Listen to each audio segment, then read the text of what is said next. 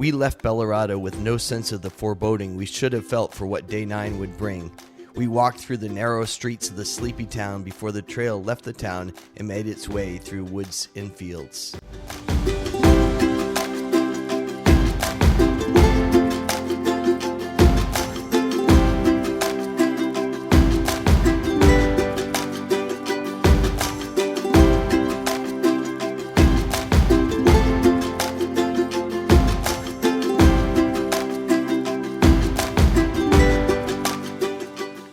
By this time on the Camino, we had reached a point of enjoying first breakfast and second breakfast each day, with a small meal serving as a great opportunity to take a break from the trail.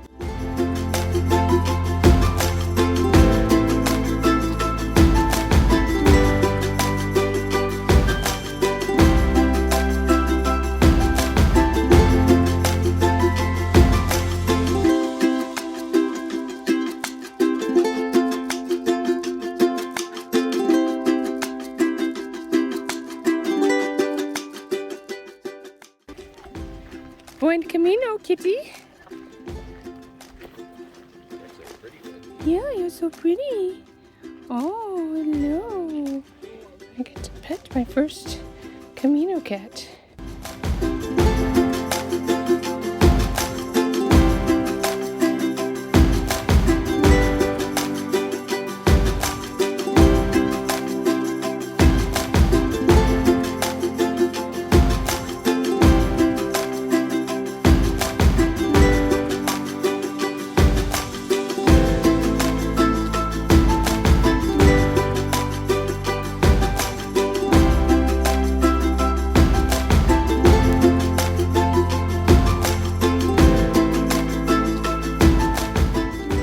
Today's second breakfast was in a small village featuring a creative bakery.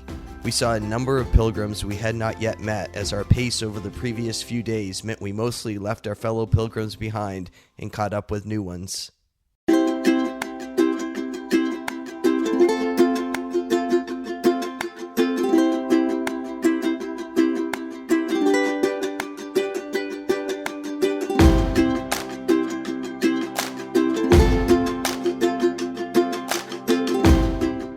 As we left that village, we encountered an amazing climb on wooded trails. For a short time, I walked with a young French pilgrim who had started the previous month in Toulouse.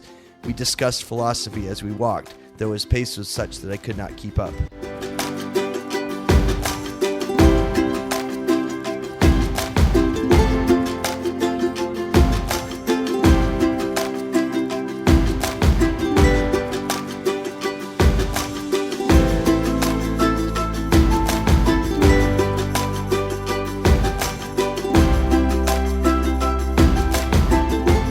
It was on this stretch of trail that we experienced our Camino-altering injury. Suddenly, Jody was experiencing pain on the front of her lower shin. She had walked in sandals that day to help with the blisters she was dealing with. She switched back to her trail runners, and we continued our walk at a much slower pace.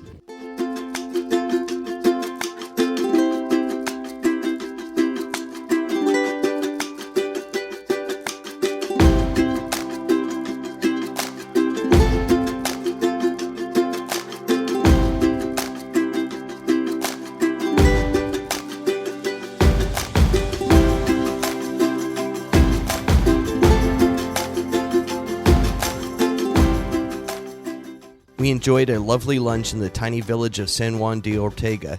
Our route that day was so rural that we saw no signs for taxis, a fairly common occurrence in the slightly larger villages. Jody would have gladly taken one to our destination that day, but instead she had to gut it out throughout the afternoon.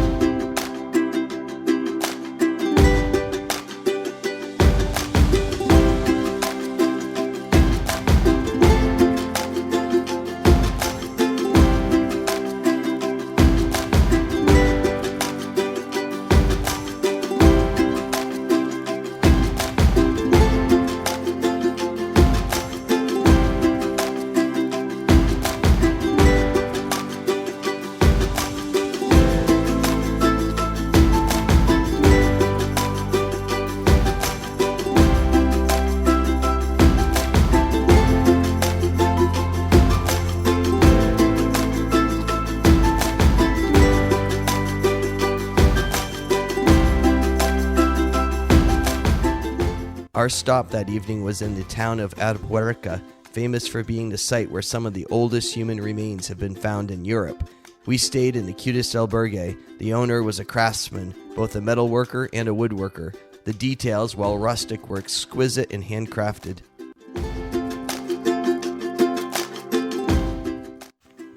This is our room for tonight.